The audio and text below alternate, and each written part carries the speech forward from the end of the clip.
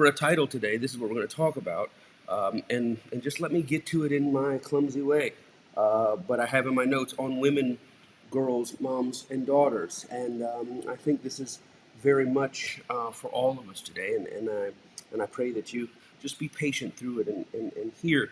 Open your hearts. What I'm saying is universal, and keep in mind that what I'm talking about is larger than than the words that I'm saying. So on girls, women, moms, daughters, um, all the beauty. I've been contemplating on all the beauty and the complexity that goes with that. Of course, as Connie mentioned, my mom has passed on. Her mom has passed on, and Connie, as a mom, and I was talking to her this morning in our just prayer time and quiet time this morning, and I was saying, my mom, you know, my mom and I had a great relationship. There's a lot of fine print. There's a lot of stuff I would probably change, but I wouldn't trade the mom that I had. It's kind of the difference between those who suffer and the suffering, right?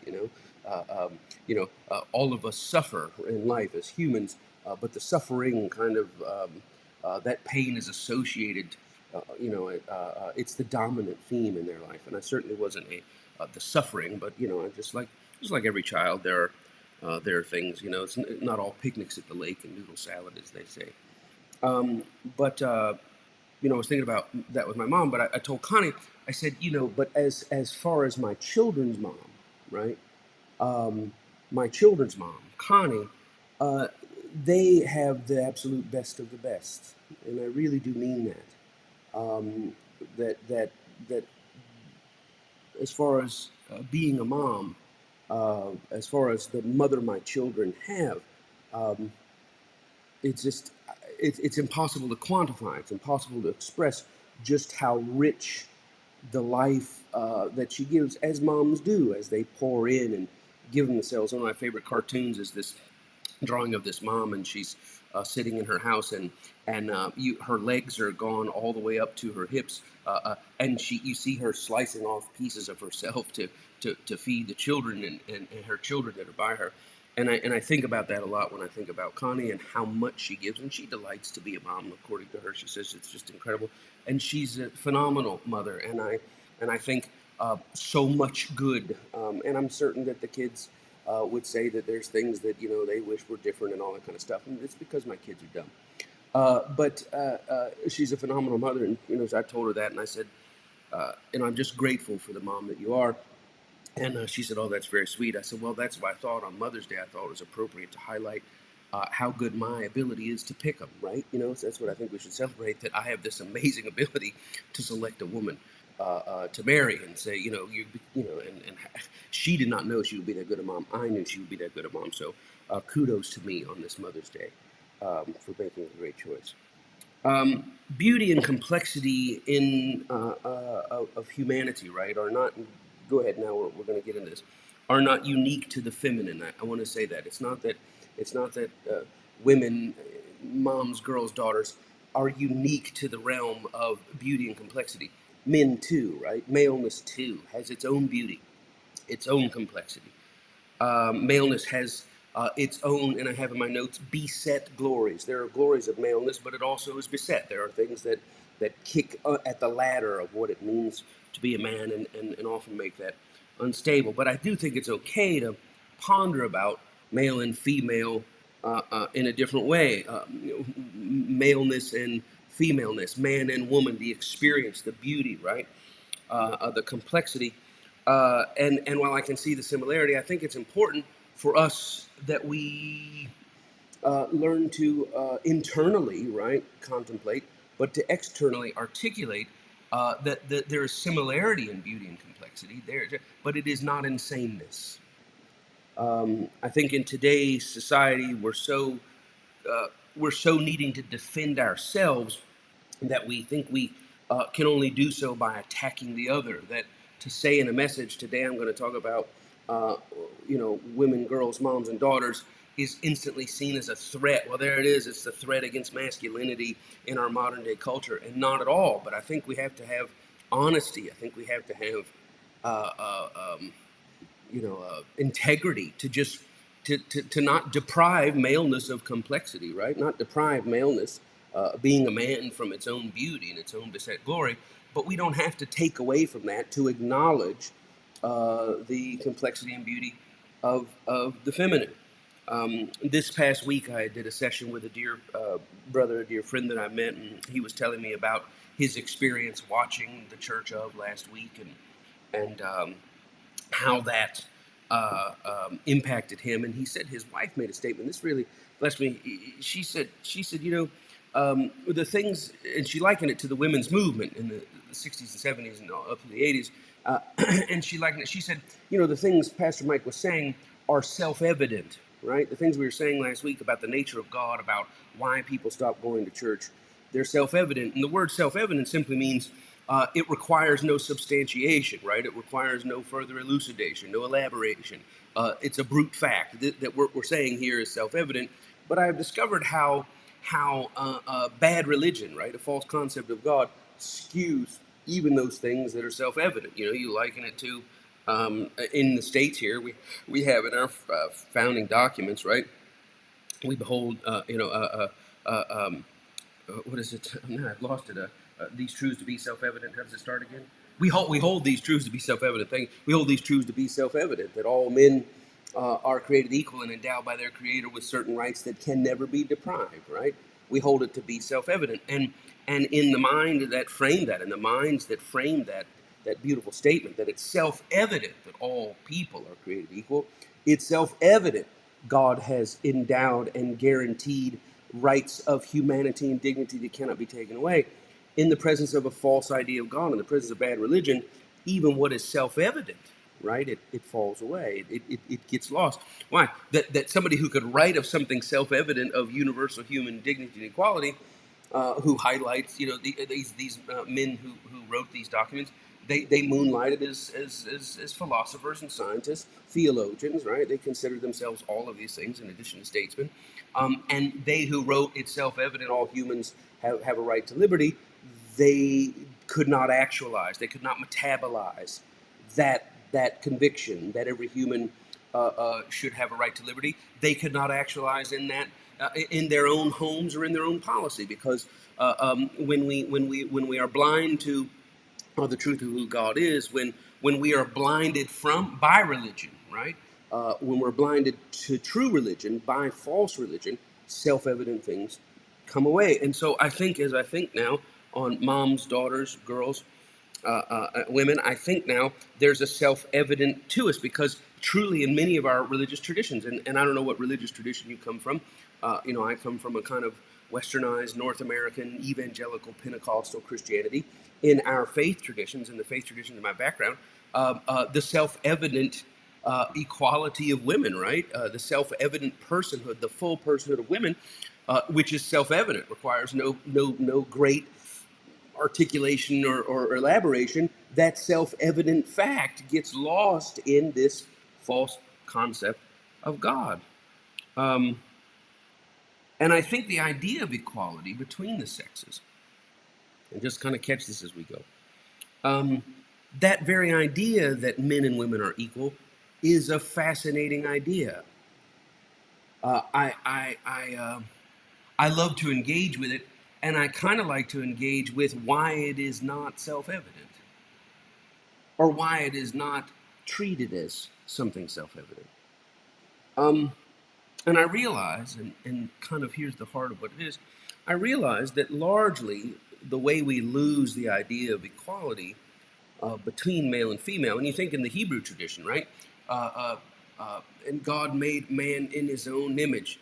In the image of God made he him, male and female created he them, right? So mankind, or humankind in God's image, the male and female version of humankind created in God's image. And the next verse in the Hebrew scriptures, and God blessed them, the male and female mankind, equally. This idea, and how that idea of original equality gets drained throughout the scriptures, right? Drained throughout the Old Testament, drained throughout as societal reality and corruption starts to overshadow initial revelation. By the time we get down into the Old Testament, into the New Testament, we inherited a very obscure version that the self-evidentness of God made mankind, humankind, male and female together is equal, is lost when it's passed on to us by the time we get down to ours. It's like that game of telephone, how it was originally said, and passed from ear to ear to ear to ear to ear to ear, and we get to us, and it's almost like we have to fight to recover something that was initially accepted. We have to fight to recover that which was a first truth, that which was a first reality. We have to work our way back into recovering the idea that, it's like it's almost this thing that if you suggest male and female are equal, it's almost like you've suggested a thing that needs to be broken down, and we should think on this further. And you've brought quite new things to our hearing. And they're not really quite new things at all. They are original thoughts, right? They are original perspective that has been lost. And I realized that at the root of this, and I want you to hear me now, at the root of this, and somebody say, is this church? It is 100% church. I want you to hear me now. At the root of this inequality and at the root of the blindness to this self-evidence is the ever possibility, right? The ever-present possibility of violence. That at the root of our inequality, how far we've gone from first principles, how far we've gone from male and female, God created and blessed them in equality, how far we have drifted from that as a society, from that original idea to the actual society we live today.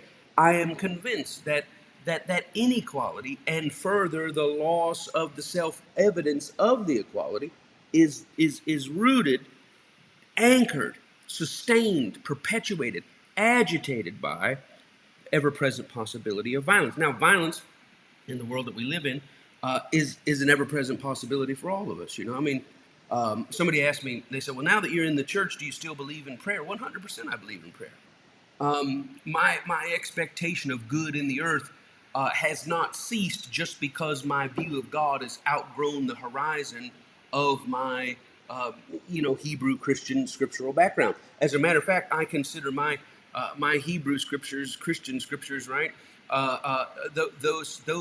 Those form the language of my articulation of the big truth, right? Had I come from a Hindu background, had I come from a Muslim background, had I come from any other background, even a Jewish background, I might articulate my expectation of good in another way. But knowing that there is a bigger picture of God, like I'm looking at you here, but knowing that beyond what I see here, there's a bigger picture, knowing that has not stopped me from relying on the old articulation that's familiar with. If I had come from a different place, I might articulate it differently.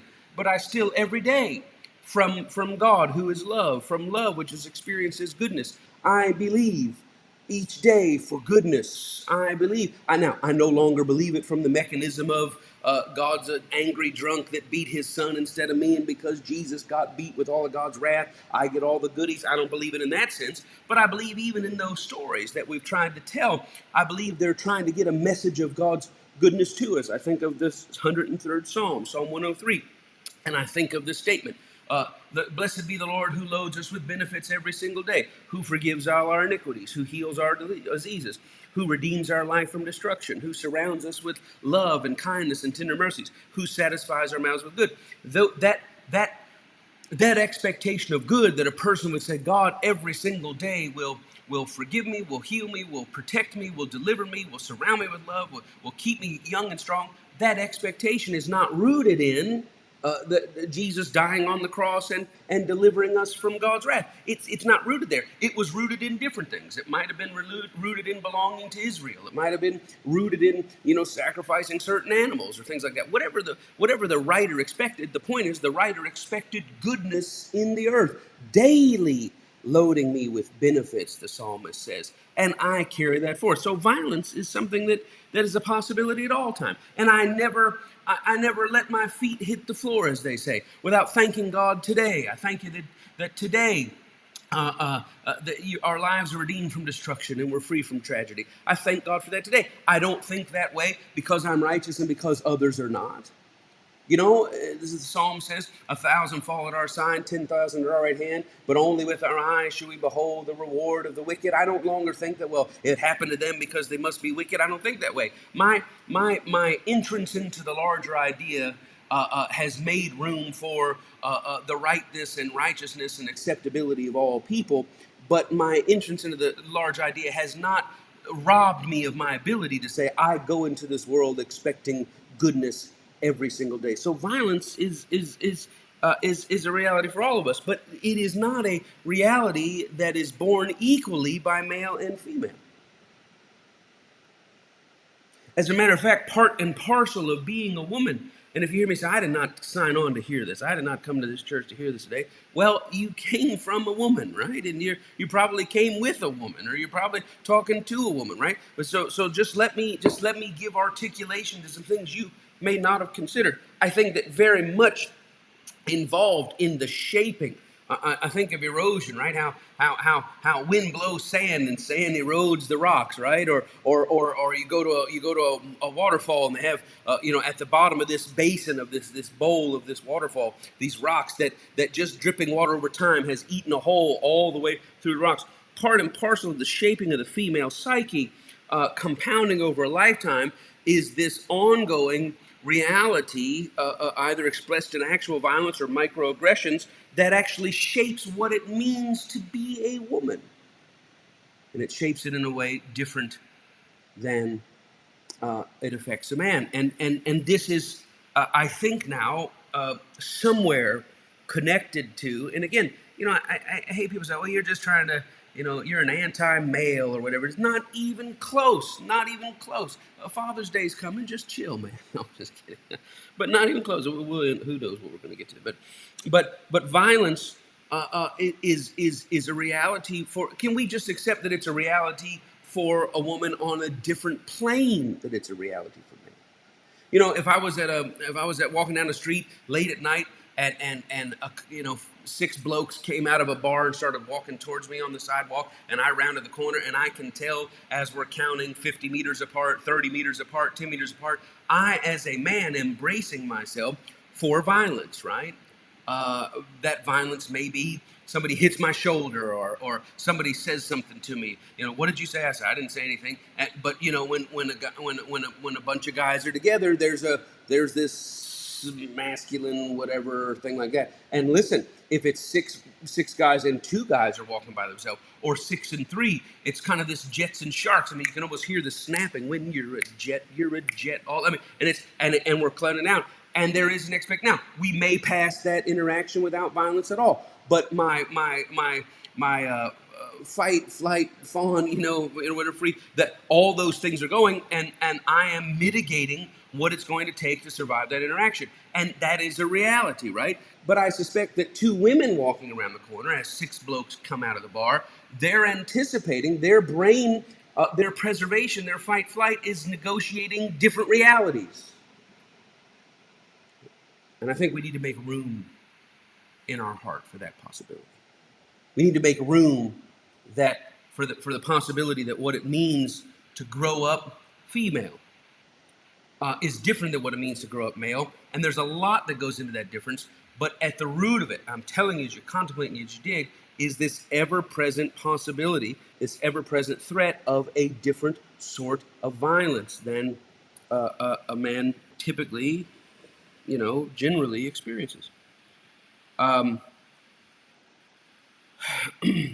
unequal power presents itself quite early, I think, in the female experience. And a lot of times, too often, this violence itself is centered around sex, right? Sex as either a motivation or a catalyst for violence by men. And often sex as, this is sad, sick, right? But a reality, as a mitigator against violence for women. I mean, think of the negotiation of the commodity of sex. That violence might be a reality in a woman's life because of sex, and I'm talking about not gender here, but I'm talking about sex. Sex.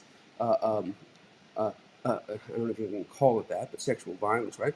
That it might be a motivator for violence, sex, or it might be an instigator. There can be jealousies or things that if the issue of sex and sexuality can be a motivator for violence, it can be a catalyst, right, for violence. But at the same time, that same sex can be used and is used very often as a mitigator of violence by women. It is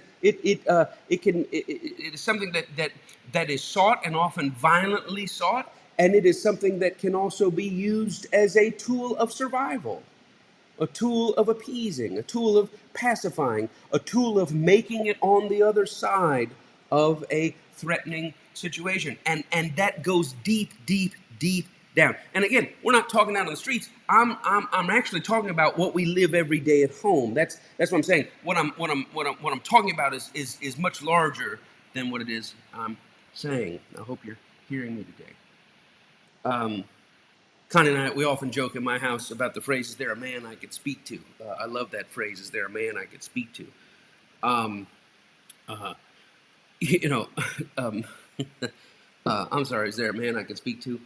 And Connie, we had a guy doing work here at the house the other day, and she kept trying to explain something wasn't working. He said, "Well, it was working, and it's not working, and yeah, it is working." And and she finally called down. She said, "Mike, can you come down for a minute?" So I came down, and she said, "Look at this," and I said, "Well, that's not working there." And he said, "No, it's not." And he listened to me, and he said, "Oh yeah, you're right about that." And we walked away, and Connie said to me later, she said, "Sorry, I had to call you down to do all that." She said, "But I kind of felt like it was one of those situations where." He was looking at me like this poor simple woman, or maybe he thought he could dismiss me as this dumb woman or whatever. And I thought about that she felt helpless in a way where she had gone round and round and round to try to explain something, and was being dismissed. Now it turns out, bless the guy's heart, super sweet guy, he could actually not hear what she was saying. I had to record on my phone, and he goes, "Oh my gosh, that is broken." So I don't think that was the situation. But listen to how Connie's compounded experience helped her through the filter of that situation. What was the filter?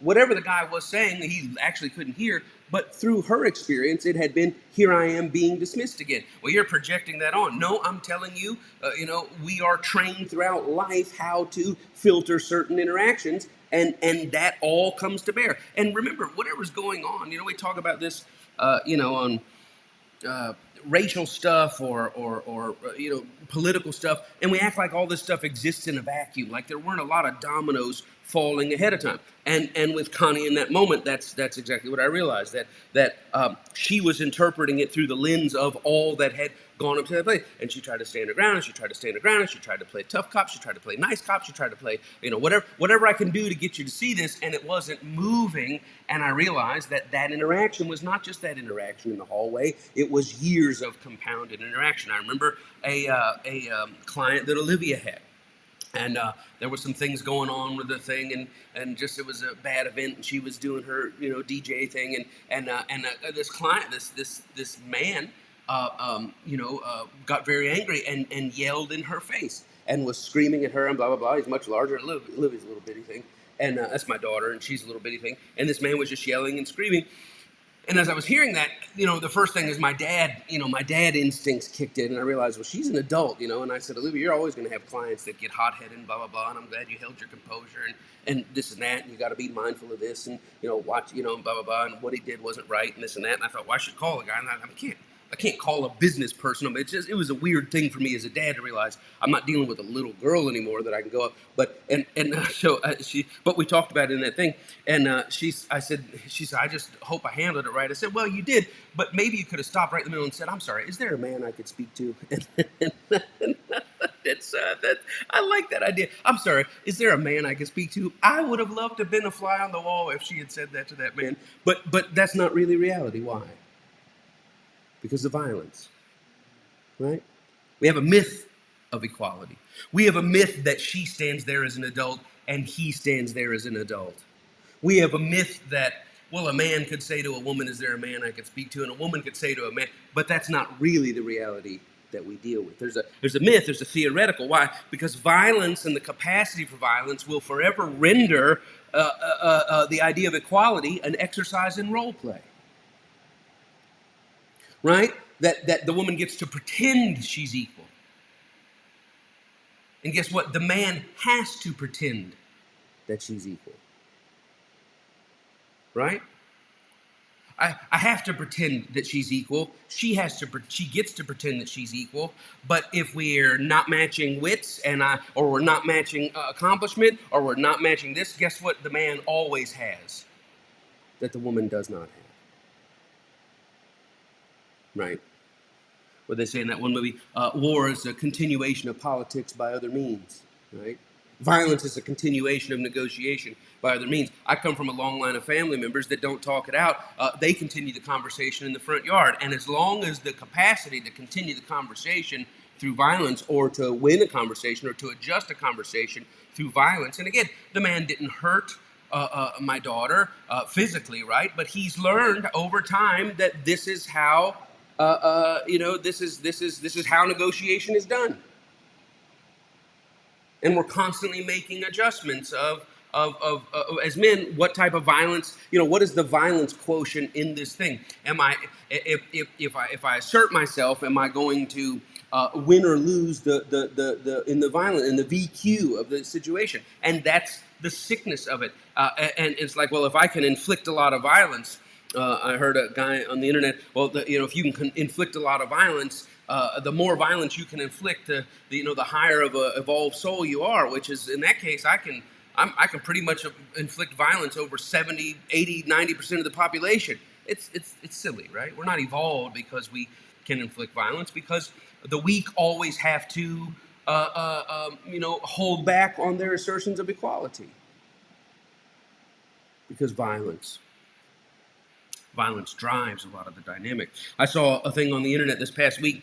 This guy put out on TikTok, or a person put out on TikTok, and said, if you're a woman lost in the woods late one night, miles away from where anybody could find you, knew where you were, would you rather stumble upon a bear or an unknown man in the woods in the middle of the night? Listen, thank you very much. That's my sermon for today. Thank you very much. If you're a woman lost in the woods, you can't figure it out, late at night, you're miles from where, you don't know where your car is, you don't know where, and you come around a clearing, and right across the clearing, 25 feet from you, is a bear or an unknown man, which would you rather come across? And I will tell you this: 7 out of every 8 women that answered said, "Give me the boop, boop, boop. I'll take the bear for 1,000, Alex." Why? Because it's a known danger, right?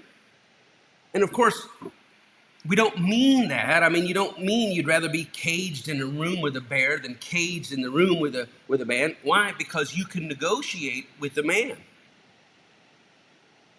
And that the man might get violent, but guess what? Just as that man wants to might want to engage in violence over the issue of sex, guess what that woman gets to do? She gets to control that violence through sex. But the fact that that's even a question, because if you flipped it around and said, would you rather come across an unknown woman in the woods or a bear, the woman would say, oh my gosh, hey, could you help me? I mean, or a man, if you say, well, man, would you rather come across a woman or a bear? Oh my God, give me the woman. I mean, inside the question is a revelation of who we are and the reality of our world. When it comes to female equality, now how we're hitting home here, especially in the domestic life, and still largely in the work life, the reality is there's only so far women can push before the threat of violence becomes a factor, and that violence can take on many forms. And let's speak truly, the threat of violence is a factor even before there was a push, because it's a factor throughout life.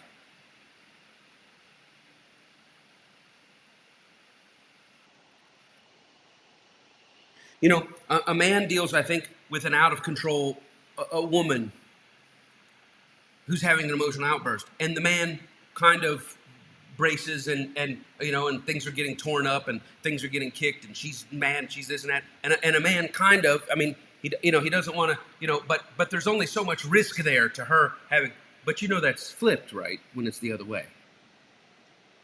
I mean, if he starts throwing stuff around and kicking stuff around, she's now in a completely different situation. Picture, Connie. Going around, well, I can't stand this, and you don't do this, and these kids, and stuff's getting thrown or kicked or whatever, and coffee, this and that, and I'm saying, okay, just relax, listen, okay, all right, I hear you, da da da, but I'm only at a certain level. Now, I could get hit or cut, or she could grab me, and not saying she couldn't, but I mean, there's only so much going on. But flip it around, and Connie's now negotiating with completely different dynamics, because if I ever turn toward her direction and take whatever I'm doing to the chair and turn it towards her, it's a different reality. And that has got to not be mentally assented to. It's got to work its way down into our self-concept, because I'm convinced we'll never get to a place of true religion and expressing that as true religion domestically or out in the world until we first come to acknowledge the power, the reality of the powerful, and the reality of the powerless. And this brings up an interesting dual teaching inside my house. When I told Olivia, you should have said to that guy who's yelling at you, I'm sorry, is there a man I could speak to? And here's why I really don't mean. Because at one point, on one point, my job as a father is to teach Olivia not to accept that type of behavior, that intimidation, right? And people get mad, people get upset, right? You slam doors, or you do this, or you slam your laptop down, or you throw the remote. And again, there is a dynamic to the male and femaleness of those behaviors that we have to be honest is unequal. It's not equal, right?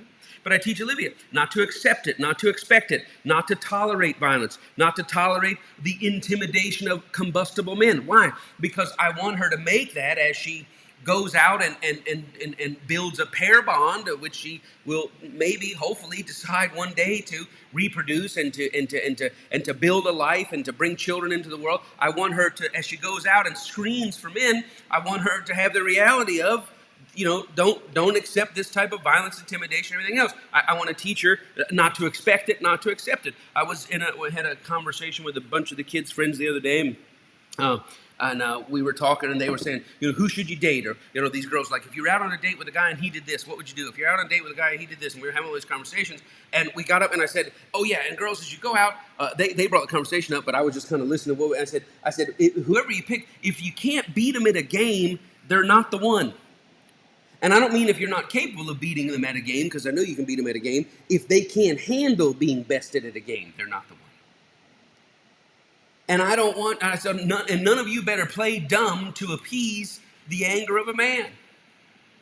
Well, I lost at this game because I know he can't handle it. I'm limiting my intellect because I know he can't handle it. I'm dumbing down the speed of things so that Charlie can know what I'm saying. That's not what I'm saying, because you're not going to respect that. Man, you're not going to, in your heart of hearts. Blah, blah, blah. And you got to have a man that knows that you're a bad mamma jamma, and that when it's time he wants you on your, no, she's with me. Why? Because I know she's going to wail on everybody else. But don't dumb yourself down. But a guy who can't handle losing, a guy who gets rough and gruff and losing, and that you don't want, because that's a flag of a long-term problem. And not just losing to you, right? I mean, if he loses to the guys in bocce ball and starts punching the wall or whatever on your date, that's just put your beer down and head on out. So where are you going? I think I'm tired. Is there a man I can speak to? Don't say that. Don't say that. Why? Because I teach my daughter not to accept, not to expect, not to tolerate violence and intimidation by combustible men. But I also teach my daughter to survive. Oh, God. Isn't that sick? That I have to teach her, wait a minute, that's not how a man should treat you, and you shouldn't take it. But I also have to say, but you do got to get on the other side of this interaction. You do got to make it out of whatever's going on. To be wise in the face of threat.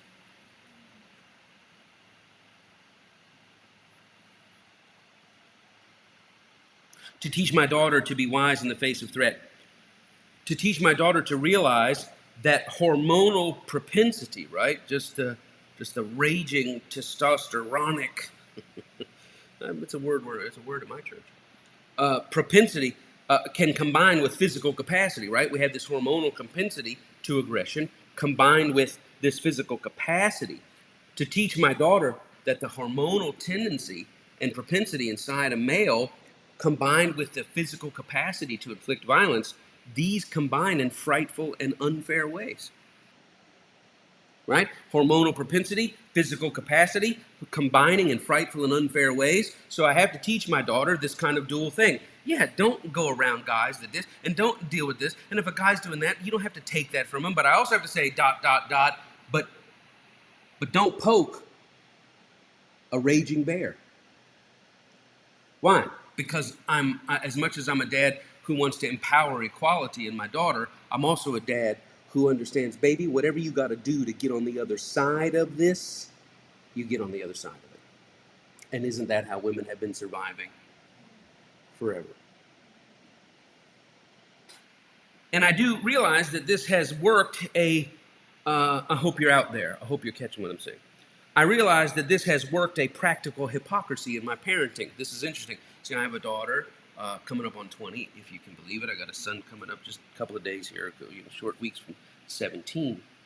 And that when my son says, oh, me and my lady friend so-and-so, we're going to go out here. We're going to go shop at this record store. We're going to go do this kind of thing. And I say, okay, well, where are you going? What are you going to be? What are you going to be doing? Da, da, da, with it. And I said, no problem. But I realized the hypocrisy that when Olivia was that same age, 16, she said, hey, well, who's going to be there? Well, my friend so-and-so. Well, just you and him? Yeah, well, oh, there you go. You're one of those, what are they, purity culture, trying to protect the virtue of your... Don't be an idiot. Not even close. I'm dealing with a practical reality that my son is coming up on 6 feet tall, right? That this 5'2" girl, and I'm not saying girls aren't tough. If you're reading that, I know a girl that'll kick your tail. I'm sure, and I don't want to fight her. I don't even want to fight Connie. I don't want to fight anybody, right? I don't want to. That's not who I am. You understand. You don't be obtuse. You understand what it is I'm saying.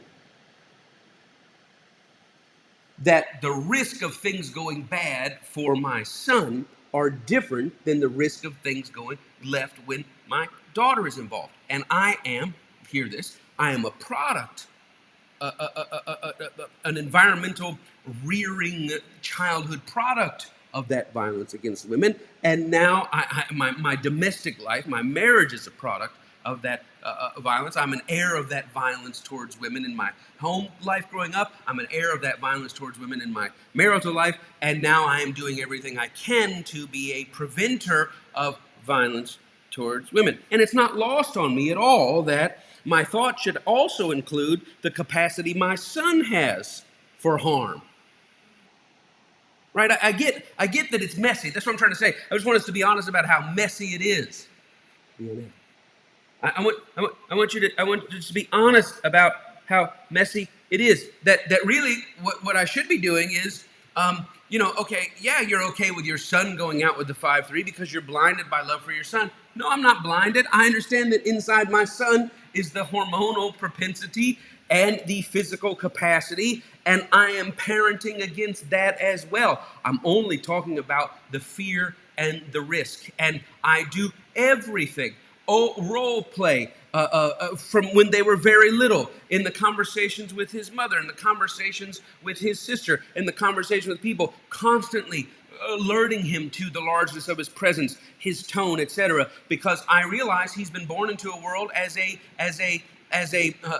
multi-generational heir of the power of male microaggression. I understand that he can do that, and I understand that whenever he goes to the record store, he's going to the record store with a girl who's been told by her father, don't tolerate anything from a man, but also be smart and make sure you survive. This is the reality of the world that we live in. But I also aim for the fruit. I gotta watch my time. All right. I also know that the fruit and the impartation in my son, as much as I hate being a hypocrite, I simply enjoy the luxury that the young woman, or the assumption that the young woman is safer with my son than she may be with others. Is that true? I hope so. Connie and I have certainly parented our son with him as a stated intentional objective and goal, that we want to make our son aware of the reality of these inequalities. And we do this by tapering our use of outburst, tapering our use of intimidation, tapering our use of force accordingly, especially me. Now, Connie will tell him, years ago he'd get huffy and puffy, and she would say, "Hey, me and you are going to tussle, and you're not going to like it." And that was Connie's way of saying, "Dude, I will knock you out." We would never knock out our child. The only time we'd ever knock out our child, either one of them, is to prevent them from hurting somebody else. But I have intentionally not raised my son in elevating aggression. Sat him down at 13, 14. I said, "Okay, here's the deal. This is the part of the story where you're supposed to grow up and want to challenge me. Like Kenobi's like, fight me, fight me. So whatever. He always wants to challenge the pack leader, right? He's 19 pounds. He wants to challenge the pack leader. We let him believe that he's winning, but he's not. But this is the part of our story, Mike, where you're supposed to rise up and want to be a challenge, da da da. But I have intentionally not bullied him for all of his life. I have intentionally, by design, not pushed him, bullied him. I have intentionally shrunk myself, made myself smaller in dealing with him. Told him, why would I ever want to compete with my son? Why would I'm not a threat to you. You're not a threat to me. Are you kidding? Your success is my success. I am only your champion. I am only on your side. I've never had to get him in a place for what? For what? To impart that's a tool. I don't want to do that. To make him that why I outweigh him by 100 pounds to be able to assert my for what? For what? To what end? Well, that's just the natural order. At some point, you got to knock your son out so that he knows how things work. No, 1,000 times no. No matter how much. Listen, just because we survived it doesn't mean we should perpetuate it.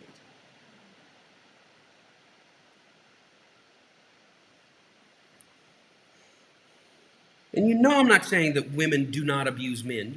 That's not what I'm saying. It does happen, and it's not right. I'm not making a statement that women don't have strength and capacity. That's not what I'm saying. We got just a couple minutes.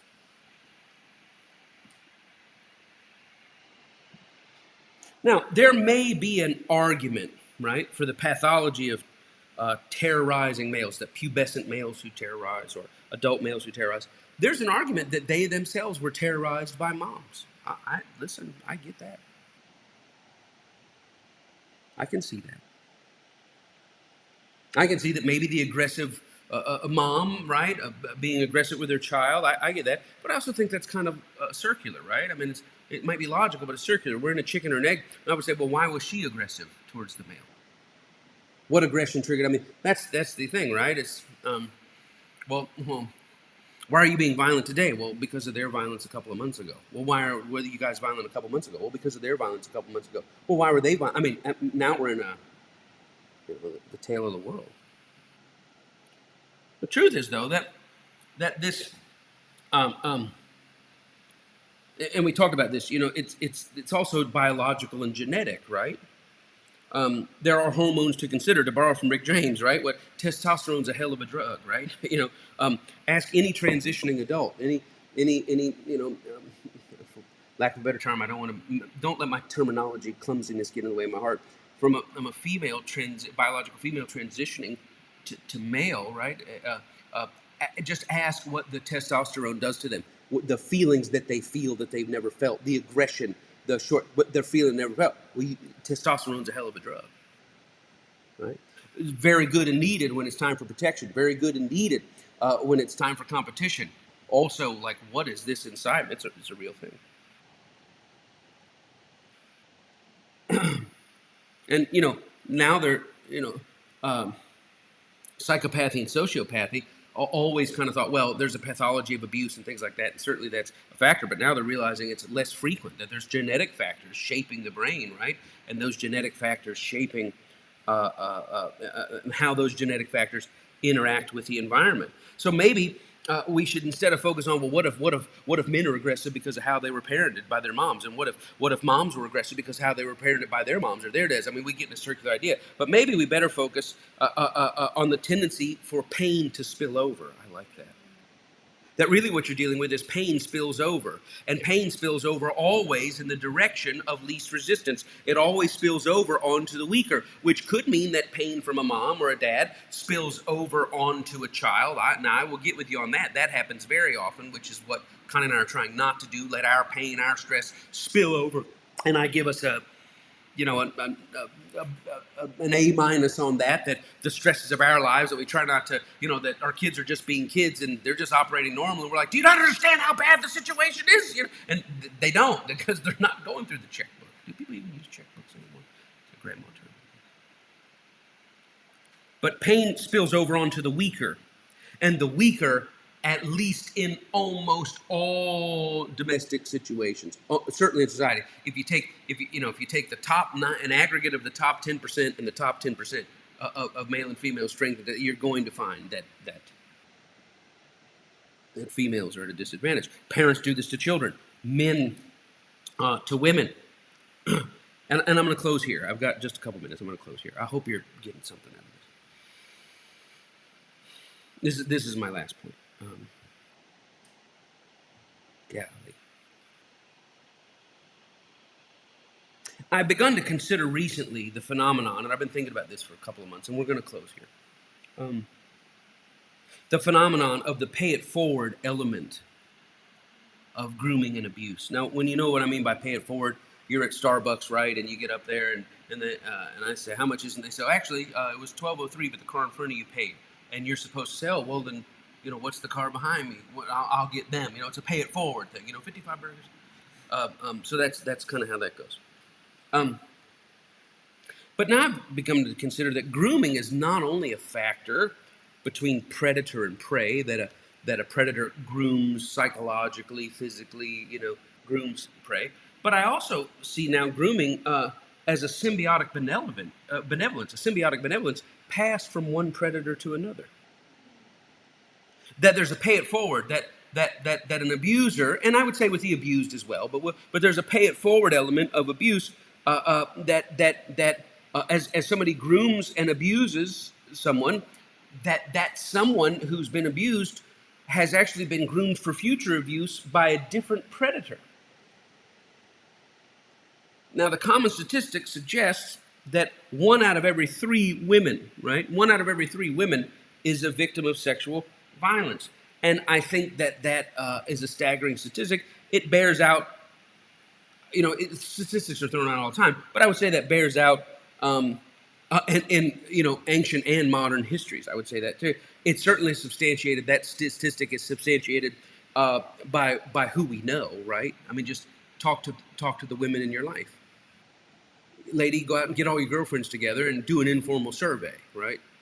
The 1 out of 3 is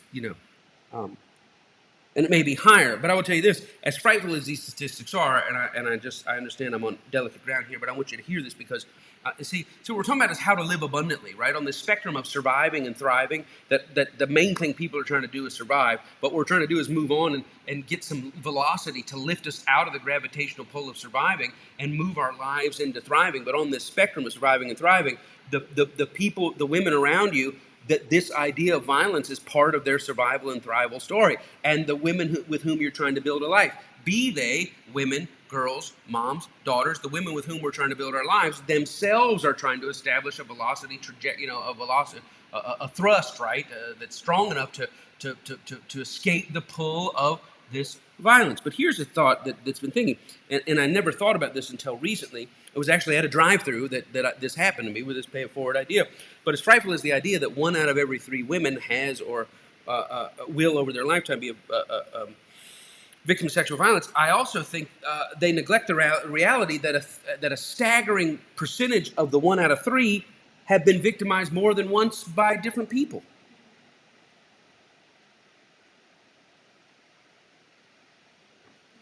Now, I know there are kids watching this, so I'll be careful, but I'll say, ain't that some bleep? When you say that 1 out of every 3 women has been victimized, but then you get into how many of those 1 out of 3 have been victimized more than one time by more than one person, what that's saying is there's actually plenty of sexual abuse to go around for the whole female population. It's just that 1/3 of the population is seeming to absorb more than their fair, equitable distribution.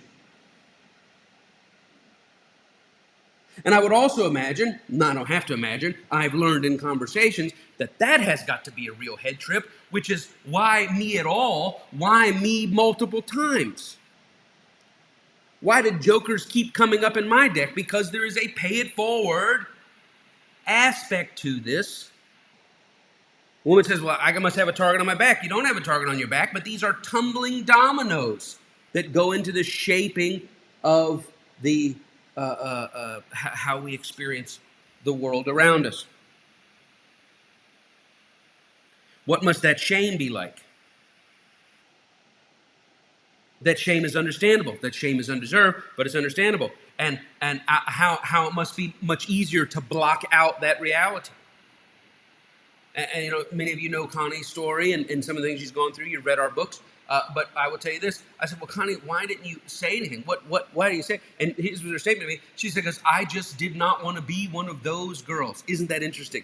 I just did not want to be, which is what? It's better for me to block it and hold it over here than to say, oh my God, me too. And this is the woman that I chose to build a life with. This is the woman who is raising my children. Both Connie and I raised by such women.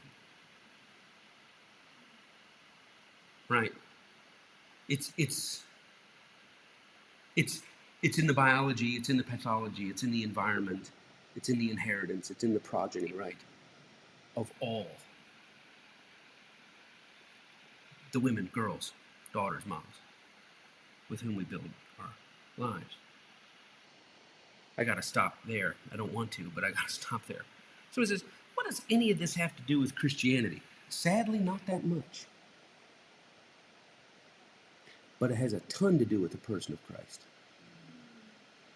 Because you can't help read his story and see how intimately and affirmingly he interacted with woman after woman after woman after woman after woman, who are all existing in this unequal world, matriculating, metabolizing, and outworking the product of this unequal world. And how God looked upon each of them and met them sympathetic to their story, sympathetic to their journey, affirming that which society rejected, just acknowledging the beauty of their biology as something other than a curse. So in Christendom, sadly, I can't really talk to you too much about the history of Christendom as it relates to this, but the person of Christ, upon whom the church of is built. See, we're not built upon. Are you guys Christians? If you mean by using the filter of Christ, the person of Christ, to shape how we interact with the world, then yes. If you mean, well, are you in harmony with the weaponized religion put out by established traditional Christianity? Not at all. So what I'm talking to you about as church, as part of our church, you say, this is my first time at your church, you need to know what this church is about. That where Christianity and Christendom might not be able to tell us a whole bunch as it relates to violence in women and what that means, the person of Christ over and over and over and over again brought humanity and dignity to those interactions with women existing in this systemic inequity. And I gotta stop there, and I don't want to. I don't want to at all. Okay, so listen. This is our church, right? This is our church. This is offering time in our church. Your offering is twofold. First, supporting us. I know it took us a few minutes getting in. We had some technical issues, but we got it up and running about the 15-minute mark. And I know you've been fed and stretched today. Maybe you felt seen today. Maybe someone around you has heard something, and their world is bigger today. Well, when you come to a church and that church is transforming you, part of your contribution is to say, yeah, thank you for this. And you create value by supporting this part of this church. Now, we don't send this link out to people unless they ask for it. Some people get referred to it. Some people get it on the black market. I'm just sending it to you. We're happy. But the agreement is this, that if you come into our church and you sit down and you say, oh, I'm absorbing this, then your value that you create through your support is part of that transaction. Well, I got to give you something every week? No. I got to give something every... No. Just create value. But I would tell you this, what we're not going to have is you coming on 25 weeks in a row and we don't even know you're out there. We're just not going to send you the link anymore. Why? Because if you're not getting value out of it, then why are you here? But I am getting value out of it. Then you need to tangibilize, right? Incarnate that value on any scale, in any spectrum. Well, things are real tight right now and I don't really have the $2. That's fine. You need to communicate and let us know, because there's nothing worse in the world than putting all of your heart into someone, and being communicated back to. That has no value to you. So that's part A. Part B is pretty simple. Someone say, well, what about all the serving and the choir and the cleaning up and all that kind of stuff? We want you to do that too. Well, you ain't got to build it. No, we don't. So take all your serving energy, all your choir energy, all your tithes and offers. Well, man, I got $643 for my tithe for April. I still don't know what to do with it. Well, if you say, well, I'm going to take part of that because this teaching is changing my life and I'm going to support that, but then take the rest of it out there and go change someone's circumstance and situation. We want to push back on suffering. We want to push back on violence. We want to push back on inequity. We want to push back on inequality. We want to push back on indignity. We want to push back on all that kind of stuff. And we want to do it in the micro and the macro. See, really what the church is, what it should be, what I'm hoping to do, what I would like to do here, is turn it into a movement. See, the whole idea was these people were supposed to go out and one day eliminate poverty from the world, eliminate war from the world, eliminate violence and inequity from the world. That's what the followers of Christ should be doing. And we're starting right now in the church with the simple thing of take all the stuff you were going to put into the old idea, the old church, the setup, the breakdown, the men's breakfast, the blah, blah, blah. Say, I don't have, our church doesn't have that, and churches have that, and that's wonderful. But what our church has is going out into the world and living charitably to those near you, to those far, to your neighbors, to those you come across. Just ask God, bring them across my path. God, I've set this money aside. I've set this time aside. How can I ease and eliminate suffering and indignity in the world?